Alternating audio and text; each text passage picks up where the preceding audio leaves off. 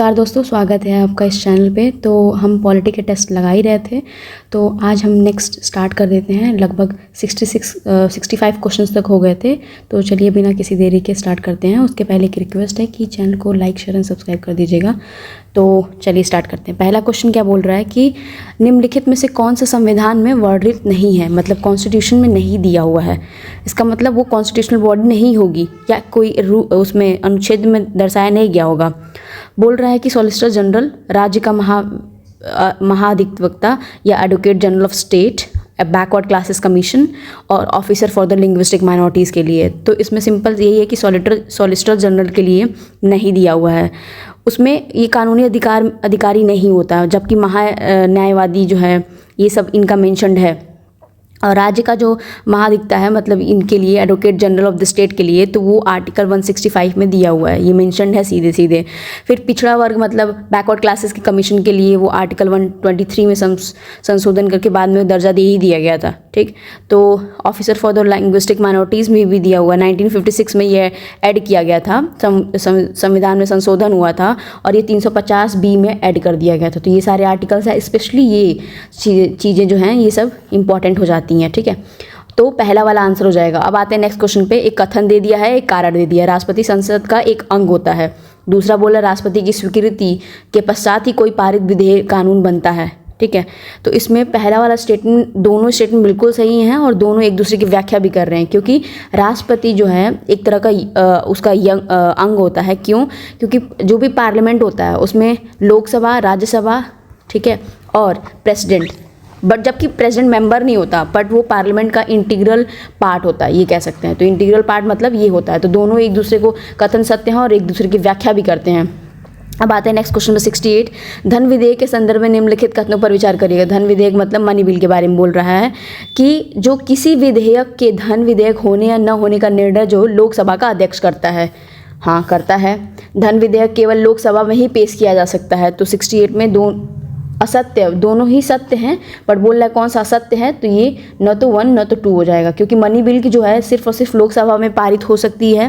तो एकदम स्टेटमेंट बिल्कुल सही है। और कोई भी विधेयक जो होगा, धन विधेयक को लोकसभा का स्पीकर जैसे आधार के लिए आया था, ये सब चीज़ें दी हुई। और ये जो मनी बिल की जो प्रोविजंस हैं 110 में दिया हुआ है। 109 में डेफिनेशन दिया हुआ है कि कौन मनी बिल होगा, पर परिभाषा जो प्रॉपर होगा किसके अंतर्गत आएगा वो आर्टिकल 1010 में दिया हुआ है, 1110 में। ठीक है, और नॉर्मली जो होती है एक तरह का बिल जो होता है, प्रायर परमिशन जो होती है, इसको ये राष्ट्रपति वाली चीज़ के लिए, और मनी बिल और कॉन्स्टिट्यूशनल अमेंडमेंट बिल के लिए जॉइंट सिटिंग नहीं करा सकते आप।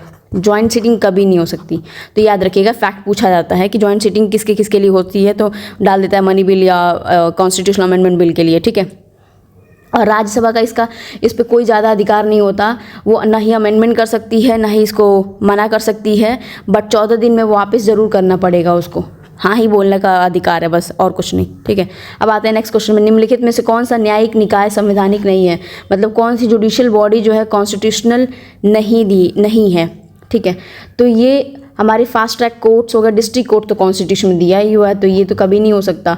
तो लोक अदालत और फास्ट ट्रैक जो कोर्ट्स होती हैं, यही दोनों जो हैं हमारे जो संविधान में है, ये सब चीज़ें नहीं दी हुई हैं, बाद में ऐड किया गया है। जो फास्ट ट्रैक कोर्ट्स इसलिए आए थे कि जो ज़्यादा केसेस हो रही हैं लोक अदालत, तो उसको जल्दी से जल्दी सॉल्व किया जाएगा। ठीक है, और जो हमारे डिस्ट्रिक्ट कि जो जिला के लिए न्यायालय होते हैं वो 233 में पहले से ही मेंशन्ड है, उसकी बात ही खत्म हो जाती है। तो अब आते हैं नेक्स्ट क्वेश्चन पे। बोल रहा है केंद्र राज्य संबंध हेतु गठित निम्नलिखित समिति आयोग को उनकी स्थापना के बढ़ते कालक्रम में व्यवस्थित करिए। मतलब क्रोनोलॉजिकल ऑर्डर में लगाना है हमें। सेंट्रल स्टेट के रिलेशंस के बारे में बात कर रहा है। ठीक, तो सबसे पहले राजमन्नार सरकारिया आनंदपुर साहिब प्रस्ताव। तो हमें ईयर तो याद होना ही चाहिए, जो कि राजमन्नार की जो समिति आई थी लगभग जब हमारा इंडस्ट्रियल कर रही हूँ मैं, ग्रीन रिवॉल्यूशन हो गया था 1966, उसके 4 साल बाद आई थी। तो लगभग 1970 में किया गया था राजमन्नार की जो सेंट्रल स्टेट के रिलेशंस की समिति थी। ठीक है, तो ये सबसे पहले ही आएंगे, तो 333। ठीक है, उसके बाद आए थे हमारे आनंदपुर साहिब प्रस्ताव है, वो आया था 31, और फिर सरकारिया लास्ट में आई थी। सरकारिया कमीशन बहुत ज़्यादा फेमस। जो कि लगभग 1983 के अप्रॉक्स फॉर्म हुई थी सरकारिया कमीशन, ठीक है। आनंदपुर वाला 1973 में हुई थी, जब केशवानंद भारती केस हुआ था, बेसिक स्ट्रक्चर के लिए आया था, उससे रिलेट करके याद कर सकते हैं। आनंद आ गया होगा केशवानंद भारती को, तो नंद आनंद ऐसे करके ये चीज़ें याद की जा सकती हैं। तो हमारे पास आंसर हो जाएगा डी। अब आते हैं नेक्स्ट क्वेश्चन पे। जो वित्तीय आपातकाल है, मतलब फाइनेंशियल इमरजेंसी के संदर्भ में निम्नलिखित कथनों पर विचार करिएगा, ठीक है। देखते हैं क्या बोल रहा है। एक बार संसद ने इसे मंजूरी मिलने के बाद इसकी समाप्ति की अधिकतम सीमा निर्धारित नहीं है, सेम एज नेशनल इमरजेंसी के लिए, ठीक है। इसे जारी रखने के लिए संसद की पुनः मंजूरी आवश्यक नहीं है, ठीक है। दोनों ही स्टेटमेंट बिल्कुल सही हैं। और कौन सा कथन असत्य है, तो न तो 1 न तो 2, ठीक है। न तो 1 न तो 2, असत्य में कोई बात ही नहीं है। और यदि राष्ट्रपति का यह समाधान हो जाता है कि ऐसी कोई स्थिति मान लो उत्पन्न हो जाती है, उसको फीलिंग आ जाती है कि फाइनेंशियल इमरजेंसी या नेशनल इमरजेंसी लगाने की बात आ रही है किसी राज्य क्षेत्र में, अगर वित्तीय स्थायी नहीं है, संकट में है, तो वो जो आर्टिकल होता है वो 360 को अप्लाई करता है और फाइनेंशियल इमरजेंसी की घोषणा कर देता है। और जब एक बार घोषणा हो जाती है, मतलब दोनों सदन, इसमें दोनों ही सदन, मतलब दोनों जो हाउस होते हैं पार्लियामेंट की, उनकी मंजूरी ली जाती है, अनुमोदित कर देते हैं, और राष्ट्रपति की पुनः जो मंजूरी के बिना ही द्वारा रद्द किया जाने का अधिकार है। तो रद्द करने वाली जो है तो उसमें आवश्यकता तो नहीं है, बट जारी करने का जो अधिकार है वो राष्ट्रपति के पास है, ठीक है। तो इसमें कोई नेशनल इमरजेंसी और फाइनेंशियल इमरजेंसी में कोई अधिकतम सीमा नहीं दी गई है, इन्फिनाइट टाइम तो हो सकता है। जबकि प्रेसिडेंशियल रूल जो है, मतलब राज्य वाली जो स्टेट इमरजेंसी, उसमें है, क्योंकि ताकि जो यूनियन गवर्नमेंट है ज़्यादा से ज़्यादा प्रताड़न ना कर सके दूसरे को। अब आते हैं नेक्स्ट क्वेश्चन में। राष्ट्रीय आपातकाल के संदर्भ में निम्नलिखित कथनों पर विचार करिएगा। जब आपातकाल की घोषणा सशस्त्र विद्रोह के आधार पर की जाती है, मतलब आर्म्ड रिबेलियन के आधार पर की जाती है, तब इसे एक्सटर्नल इमरजेंसी का नाम दिया जाता है, एक्सटर्नल इमरजेंसी का नाम दिया जाता है। राष्ट्रीय आपातकाल की जो उद्घोषणा होती है, अदालत में चुनौती दी जा सकती है। हाँ, प्रोक्लेमेशन हुई थी तभी तो जो नेशनल इमरजेंसी लगी थी, और किस बेसिस पे लगाया गया था। इंदिरा गांधी में वो केस फाइल हुई थी और उनसे पूछा गया था किस बेसिस पे आपने किया है, तो जो कि आर्टिकल 352 में नेशनल इमरजेंसी की चीज़ें दी हुई हैं। और जो सशस्त्र की घोषणा की जाती है, युद्ध आक्रमण वाला, वो संपूर्ण भारत या किसी हिस्से की सुरक्षा के खतरे में होती है, ठीक। और ये 44th अमेंडमेंट के बाद ये हटा दिया गया था, जो एक्सटर्नल जो वो चीज़ आर्म्ड रिबेलियन की जो चीज़ें आई थी। और जब इसने बोला कि इमरजेंसी जब आर्म्ड रिबेलियन नहीं, जब बाहर की कोई इमरजेंसी आ गई, मान लो किसी ने किसी पर अटैक कर रहा है कोई कंट्री, तो जाके जो आपातकालीन की घोषणा होती है वो जाके एक्सटर्नल इमरजेंसी कहलाती है। इंटरनल कॉन्सेप्ट तो पहले हटा दिया गया था 44th अमेंडमेंट के थ्रू, बट ये वाला इसीलिए स्टेटमेंट गलत है क्योंकि इसकी जो एक्सटर्नल इमरजेंसी की डेफिनेशन उसने गलत दे रखी है। तो कौन सा कथन सत्य है, तो सिर्फ और सिर्फ बी वाला ही सत्य है, ठीक है। अब आते हैं नेक्स्ट क्वेश्चन पे, अनुच्छेद 25। और एक और बात, और सब इमरजेंसी लगाने के लिए, जैसे प्रेसिडेंशियल रूल जो हो गया या फाइनेंशियल इमरजेंसी हो गई, तो 2 महीने का है उनके पास टाइम, दोनों सदन के पास। यहाँ पे 1 महीने का है, बस सिर्फ 1 मंथ का है शायद। क्यों? क्योंकि इसमें ऑब्वियस सी बात है, अगर आपको एकदम इमरजेंसी फील हो रहा है तो इतना टाइम नहीं लगाओगे। वो भी खासकर नेशनल इमरजेंसी की बात हो रही है, जब दूसरा कंट्री अटैक कर रहा है, कुछ भी ऐसी चीज़ें हो रही हैं। और पता है, जब मिनर्वा मिल्स केस हुआ था 1980 में, तो उच्च न्यायालय में ये राष्ट्रीय आपातकालीन की घोषणा के लिए चुनौती दी गई थी, ठीक है। तो दी जा सकती है, उसमें बोला भी गया था मिनर्वा मिल्स केस में। उस पर पहले बार वो नेशनल इमरजेंसी के टाइम में हुआ ही था, इंदिरा गांधी के बाद उतना बड़ा बवाल हुआ था। उसके बाद ये सब चीज़ें रेक्टिफाई की गई थी कि जुडिशियल रिव्यू होना ही चाहिए। अब आते हैं नेक्स्ट क्वेश्चन पे। अनुच्छेद 25 के तहत की गई व्याख्याओं के संदर्भ में निम्नलिखित कथनों पर विचार करेगा। हिंदुओं से तात्पर्य सिख, बौद्ध और जैन तीनों से है, मतलब हिंदू में है तो इंक्लूड करेंगे सिख, बौद्ध और जैन तीनों, ठीक है। कृपाण धारण करना धार्मिक कृत्य ही माना गया है, बिल्कुल दोनों ही कथन सही है। जो कृपाण जो हमारे सिख लोग करते हैं तो वो नॉर्मली ही धार्मिक कृत्य माना जाता है। निम्नलिखित अधिकारों में से और एक और बात, फ्रीडम ऑफ रिलीजन 25 से 28 तक दिया हुआ है, ठीक। ये चीज़ याद रखिएगा, 25 से 28 तक सारी चीज़ें दी हुई हैं।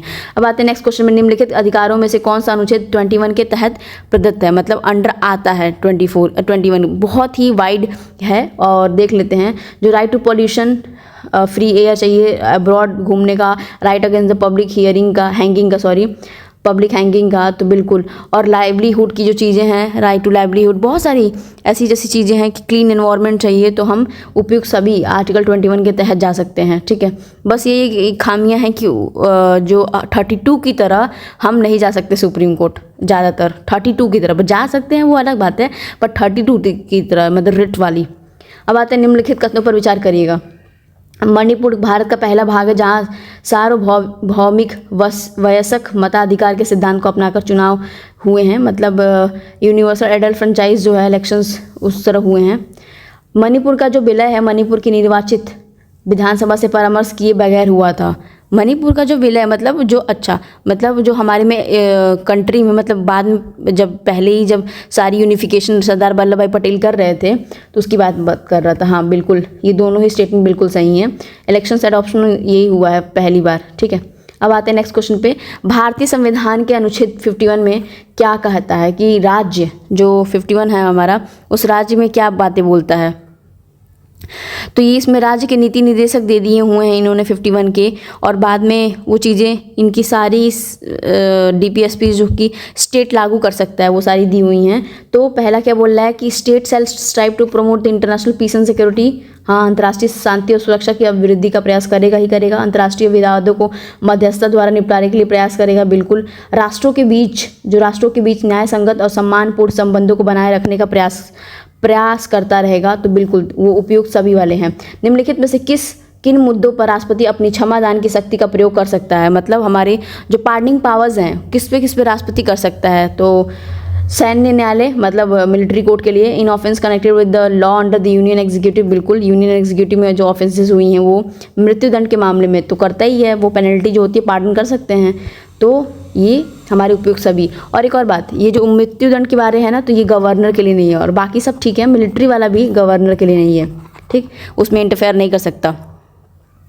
अब और आर्टिकल भी देख लो ना, आर्टिकल 72 है हमारे उसमें प्रेसिडेंट के साहब के लिए कि इन्होंने जो भी दंड है पार्डन कर सकते हैं। निम्नलिखित में से कौन सा एक और मौलिक अधिकार विदेशियों और भारतीय नागरिक दोनों को प्राप्त है, मतलब दोनों वालों को प्राप्त कौन कौन से है। तो लोक नियोजन के equality of opportunity in the public employment, नहीं, रिजर्वेशन नहीं प्राप्त है।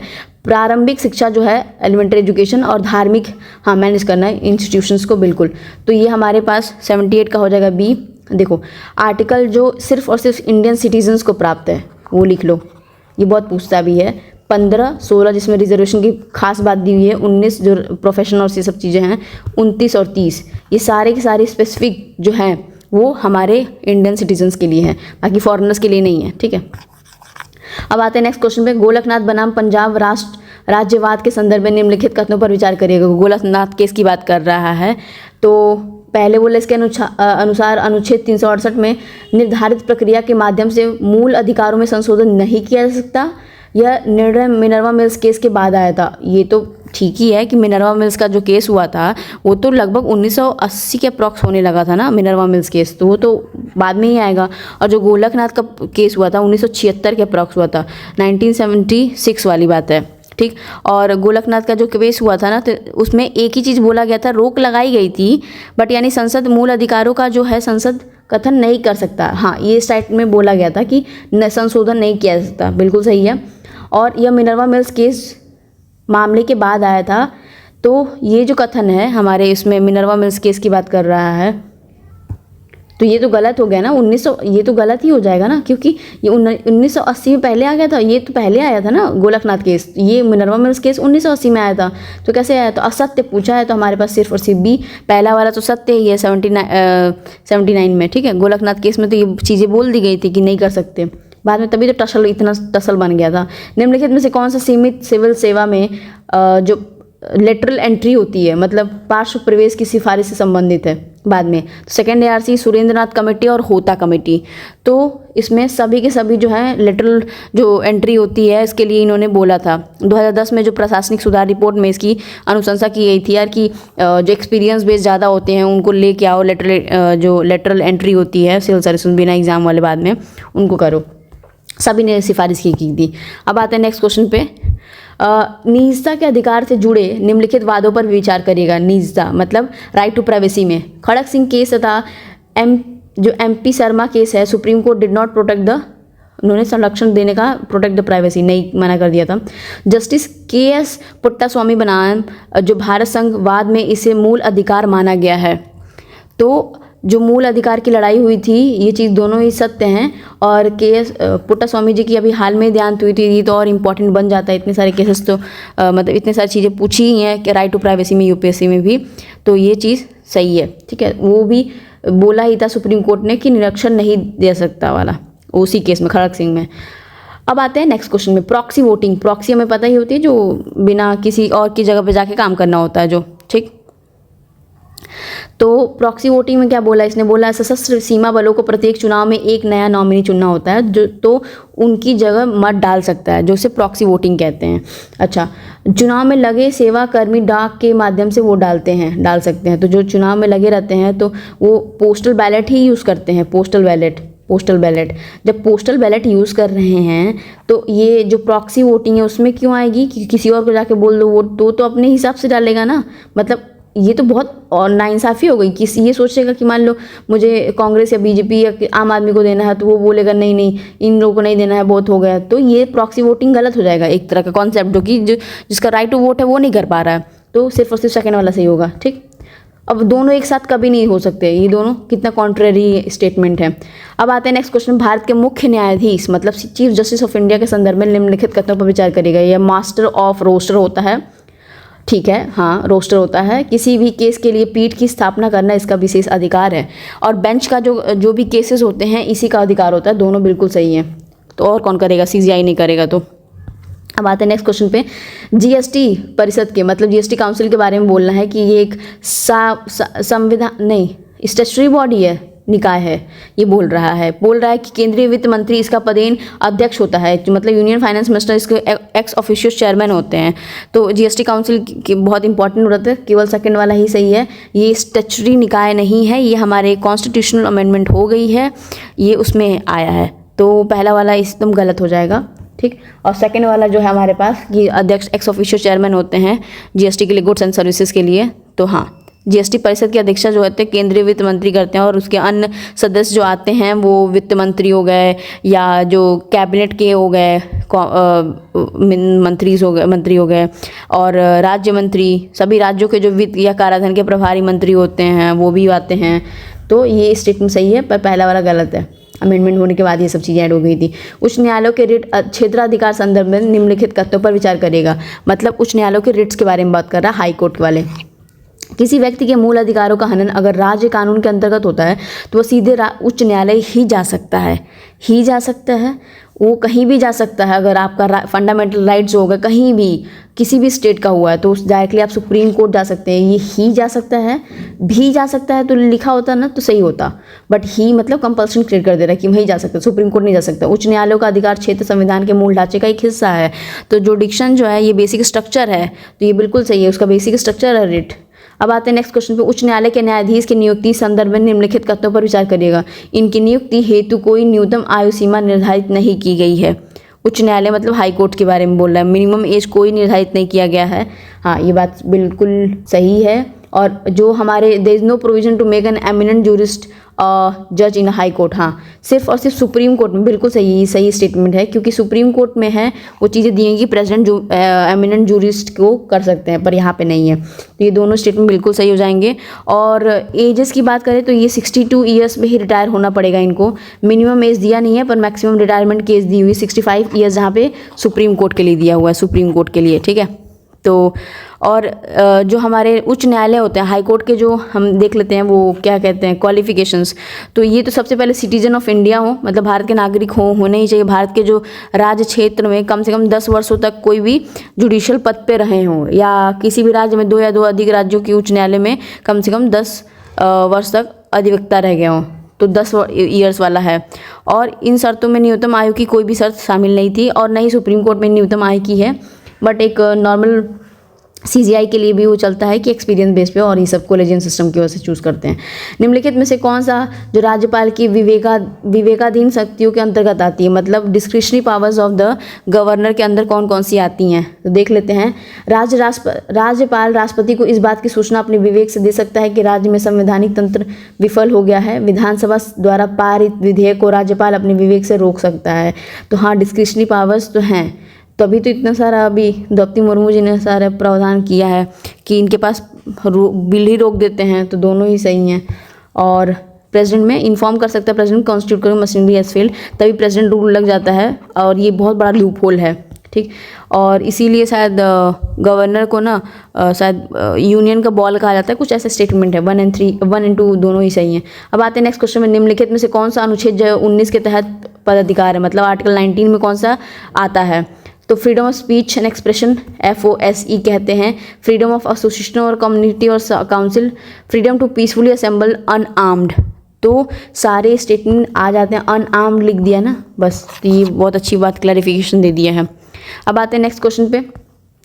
उच्च न्यायालय के संदर्भ में निम्नलिखित जो हैं न्यायाधीश की नियुक्ति के लिए राष्ट्रपति द्वारा निम्नलिखित में से किसकी सलाह ली जाती है, तो उच्च न्यायालय में जो अपॉइंटमेंट किया जाता है, मतलब प्रेसिडेंट ही अपॉइंटमेंट करेंगे, तो किसकी सलाह किसकी लेते हैं, तो राज्यपाल की लेंगे ही, chief justice of high court of the concern state भी लेंगे, ठीक। और हमारे जो CGI साहब हैं उनकी भी मंजूरी ली जाएगी, बिल्कुल।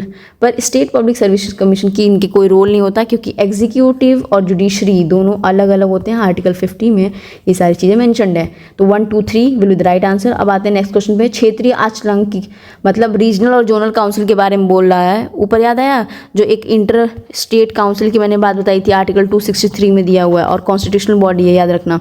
तो इसने बोला है कि जो जोनल काउंसिल्स हैं वह setup under the State Reorganisation Act 1956 के टाइम में ये इन्होंने सेट हुआ है। अच्छा, संघ राज्य क्षेत्रों को इसमें शामिल नहीं किया जाता है, ऐसा कैसे हो सकता है, यूनियन टेरिटरीज को नहीं शामिल करेंगे। पहला स्टेटमेंट बिल्कुल सही होगा, दूसरा वाला गलत है। तो जो पंडित नेहरू जी थे ना, उस टाइम इन्होंने ये क्या कहते हैं, रिजोल्यूशन रखा था। रिजोल्यूशन मतलब दिमाग में रखा गया था, 1956 में पुनर्गठन कराया था राज्य के जो भी, तो उसमें भाग तीसरे के तहत में ये सब चीज़ें जिन्होंने डाली थी कि 5 आश्रम की परिस्थितियाँ जो होती हैं स्थापित की गई थी, उस टाइम की गई थी। और जो भी जोनल रीजनल काउंसिल्स थे, वर्तमान में बहुत सारे गठन हैं, जैसे एग्जांपल्स याद आया तो हरियाणा और हिमाचल प्रदेश वाले इसमें जो उत्तरी वाले एरिया में हैं। फिर मध्य में जो हैं वो छत्तीसगढ़, उत्तराखंड, उत्तर प्रदेश, मध्य प्रदेश एक साथ आते हैं, तो MP, UP और छत्तीसगढ़, उत्तराखंड आ गया। और इधर पूर्वी वाले में इधर बिहार, झारखंड, उड़ीसा और पश्चिम बंगाल आ गए। ये सारी चीज़ें इस तरह जोनल काउंसिल्स बनाए गए थे। तो वही यूनियन टेरिटरीज को क्यों नहीं लगाया गया है। प्रधानमंत्री राष्ट्रीय राहत कोष के संदर्भ में निम्नलिखित कथनों पर विचार करेगा। Prime minister national relief fund के बारे में बोल रहा है, ठीक है। इसका वित्तीयन आकस्मिक निधि के माध्यम से होता है, मतलब कंटीजेंसी फंड ऑफ इंडिया से फाइनेंस होता है ये नहीं, क्योंकि इसने प्राइम मिनिस्टर रिलीफ फंड बोला है, ठीक है। आज़ादी के बाद पाकिस्तान ने विस्थापित लोगों की मदद करने के लिए इसे स्थापित किया गया था। हाँ, तो ये कह सकता है रिलीफ फंड है नाम इसका, तो बिल्कुल सेकंड वाला ही सही है। और प्रधानमंत्री इस राहत कोष के जनता के अंशदान से बनी एक न्याय से एक मतलब नॉर्मल है वो। और 1948 में तत्कालीन प्रधानमंत्री जो पंडित जवाहरलाल नेहरू थे, उस टाइम अपील पर जनता के अंशदान से पाकिस्तान से विस्थापित लोगों की मदद करने के लिए स्थापित कर दिया गया था। उस टाइम ये सोच रखी गई थी, ठीक है, जब ये सब चीज़ें, जब बहुत सारे डिस्प्लेस हुए थे लोग यहाँ से पाकिस्तान आफ्टर इंडिपेंडेंस, तो इसीलिए तो जिनके पास ज़्यादा पैसा होता है तो वो उस रिलीफ फंड में डाल देते हैं और डोनेट करते हैं ये सब चीज़ें। अब आते हैं नेक्स्ट क्वेश्चन पे 92। विभागों से संबंध स्थायी समितियों के संदर्भ में निम्नलिखित कथनों पर विचार करेगा। और department related standing committees, DRC कैसे हैं, DRCs कहते हैं इसे, स्टार्टिंग से याद कर लेना। उसमें क्या बोल रहा है कि ये समितियां संबंधित मंत्रालय, विभागों, दिन प्रतिदिन का जो प्रशासन में मामलों पर विचार नहीं करती हैं, डे टू डे एडमिनिस्ट्रेशन पर विचार नहीं करती हैं। इनके लोकसभा और राज्यसभा अर्थात दोनों सदनों के सदस्य होते हैं। तो ये बोल रहा है दोनों सदनों के सदस्य तो होते ही हैं, और ये डे टू डे जो भी कार्यकाल हो रहे हैं इस पे विचार नहीं करती हैं, ठीक है। मेन तो यही है कि जो भी इनका जो डिपार्टमेंट रिलेटेड स्टैंडिंग कमिटीज़ है ना, तो इनके मेंबर्स भी फिक्स होते हैं, ठीक है। तो लगभग 31 के अप्रॉक्स होते हैं, जिसमें 31 होते हैं, जिसमें कि इस तरह रेशियो होता है 21+10 वाला, तो इस वजह से लोकसभा के होते हैं, इधर राज्यसभा के होते हैं, ठीक है। तो consist of the both the houses, इसीलिए बोला ना कि बोथ द हाउसेस, दोनों के लोगों के सदन होते ही होते हैं, ठीक। और इस टाइम पहला वाला जो स्टेटमेंट है वो मामलों इस डे टू डे वाले में चीज़ों पे नहीं विचार करती है, वो गलत है। इसमें वार्षिक जो प्रतिवेदन हैं या कोई भी नीति संबंधी दस्तावेज हैं, ये सब चीज़ों को फॉलो करती है। तो इसमें आंसर हमारे पास सिर्फ और सिर्फ, तो दोनों स्टेटमेंट बिल्कुल सही हो जाएंगे, क्योंकि इसमें भी मेंबर्स जो हैं 21+10 रेशियो याद कर लीजिएगा, और वो उस डे टू डे इस पे काम पे नहीं करती है। अब आते हैं नेक्स्ट क्वेश्चन पे। 93 निम्नलिखित कथनों पर विचार करिएगा। लोकसभा स्पीकर किसी सदस्य को बहस के दौरान हिंदी या अंग्रेजी के अतिरिक्त अन्य भाषा में बोलने की अनुमति नहीं दे सकता। संसद में कार्य हिंदी या अंग्रेजी में ही किया जाएगा। गलत है, पहला वाला गलत है एकदम, क्योंकि वहाँ पे परमिशन आप ले सकते हो, कोई भी चीज़ मान लो नॉर्थ स्टेट से आया है तो वो गलत है। पर संसद में कार्य जो होंगी वो सिर्फ दो ही लैंग्वेजेस में किया जाएगा। बट बोलने का अधिकार, समझाने का अधिकार, ये सब चीज़ें दी हुई हैं। जो 348 है ना, उसमें ये लिखा हुआ है, जो आर्टिकल 348 है, कि जो संसद में जो अधीन रहते हैं वो संसद में जो कार्य होंगे हिंदी या अंग्रेजी में ही किए जाएंगे। तो दूसरा वाला सही हो जाएगा। अब आते हैं नेक्स्ट क्वेश्चन में। राज्यपाल के संदर्भ में निम्नलिखित कथनों पर विचार करेगा। गवर्नर जो होते हैं, if a governor is made governor of another state in the middle of his term, his 5-year term will be deemed to have started again. The governor can still nominate an Anglo जो Indian members है to the legislative assembly। तो legislative assembly वाला जो ये चीज़ ख़त्म कर दिया गया है 104th अमेंडमेंट के थ्रू, तो ये चीज़ें हटा दी गई हैं। और फिर उसने बोला कि फिर से टर्म डीम हो जाएगा। नहीं, गलत है, दोनों ही स्टेटमेंट गलत हैं, क्योंकि जब भी राज्यपाल जो होते हैं किसी अवधि के उसके पद पर ग्रहण की तिथि से 5 वर्ष तक होती है, लेकिन मान लो कोई अवधि के समापन के बाद वह किसी और पद पर बना रहता है, तो उसकी जो उत्तराधिकारी पद है वो ग्रहण नहीं कर लेता ना, तो इसीलिए, ठीक है। अगर राज्यपाल अपने कार्यकाल के बीच किसी दूसरे का राज्यपाल बनाया जाता है तो उसे 5 साल ही रखा जाएगा, कम थोड़ी नहीं कर देंगे, ठीक है। तो नीदर 1 नीदर 2 ही होगा। अब आते हैं नेक्स्ट क्वेश्चन पे। राष्ट्रीय रक्षा कोष के बारे में बोल रहा है, नेशनल डिफेंस फंड के। तो कोष का लेखा भारतीय रिजर्व बैंक में रखा जाता है। इसे किसी भी तरह की बजट या सहायता नहीं मिलती है जो कोष के लेखे को होती है। तो बिल्कुल दोनों स्टेटमेंट सही है, इसमें कोई भी बजट की सहायता नहीं मिलती है रक्षा डिफेंस सिस्टम वाले में। बजट की चीज़ें स्कीम और ये सब चीज़ों के लिए लागू की जाने के लिए होती है ना। अब आते हैं 96 में। गैर कानूनी जो होती हैं उसके निवारण संशोधन विधेयक जो 2019 के बारे में आया था, और यूएपीए की बहुत फेमस एक्ट है, उसके अधिनियम के बारे में बताओ। 2019 में जो अमेंडमेंट की गई थी, देख लेते हैं क्या बोल रहा है। इस अधिनियम के तहत राष्ट्रीय जांच एजेंसी NIA को यह अधिकार है कि वह आतंकी गतिविधियों में लिप्त संपत्ति को जब्त व कुर्की कर सकती है, मतलब कन्फिस्केट और सीज दोनों कर सकती है, ठीक है। राष्ट्रीय जांच एजेंसी जो NIA होती है, NIA किसी राज्य में आतंकी गतिविधियों की जांच वहाँ की पुलिस की अनुमति के बिना भी कर सकती है।